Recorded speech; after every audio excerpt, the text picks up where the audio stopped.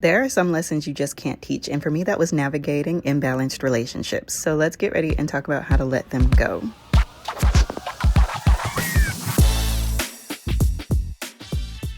I've been in an isolate and recalibrate season for the past 3 years, and it's really opened my eyes. And I'm never closing them again because I feel so much lighter. So the first thing I would say to do is do an energy audit. This is probably the hardest part because I'm a firm believer that you don't see things until you're ready to see them. But if you're here watching this right now, you've probably hit that point. When I did this, I realized I was holding on to situations that really weren't balanced, and I was holding on to them tight. And to do this, I had to get radically honest with myself.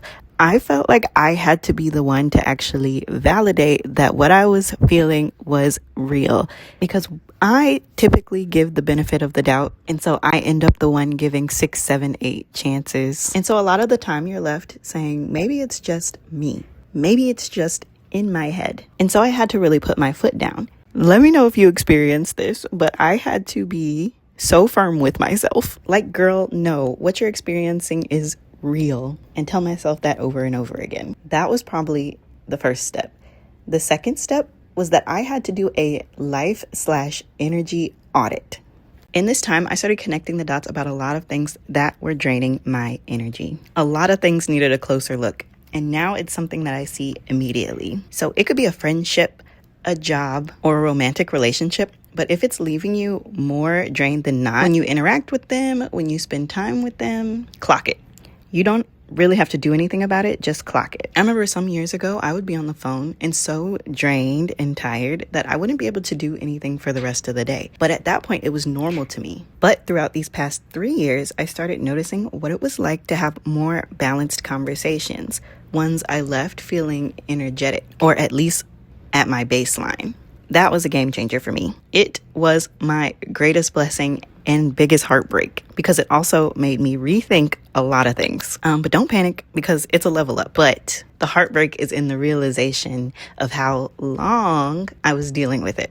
So it's a win-win. No regrets. Just something to be on the lookout for. Something I also ignored so many times was the trap of nothing big happened, where you get stuck in that loop where you've been friends for a long time, or maybe dating a long time, or working for a company for a long time, and you have that mental narrative that I have no reason to leave because nothing big happened.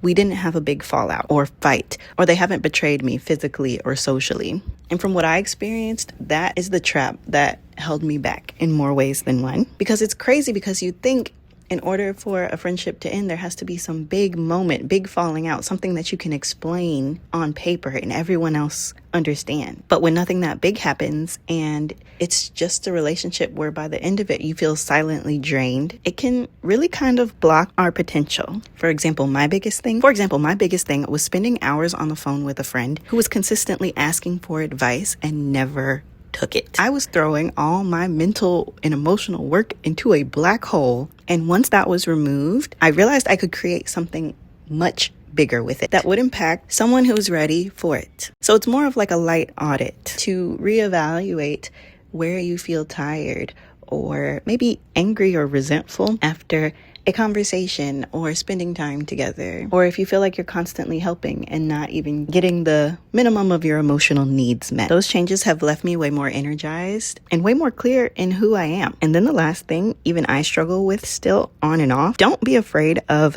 the only. And in that, I mean this is the only job I've ever had, or these are the only people that get me, or this is the only person that has ever loved me. Because I consider myself someone that has a hard time putting themselves out there when it comes to making friends. It's always been something that I overthink. And I learned this lesson in romantic relationships a long time ago.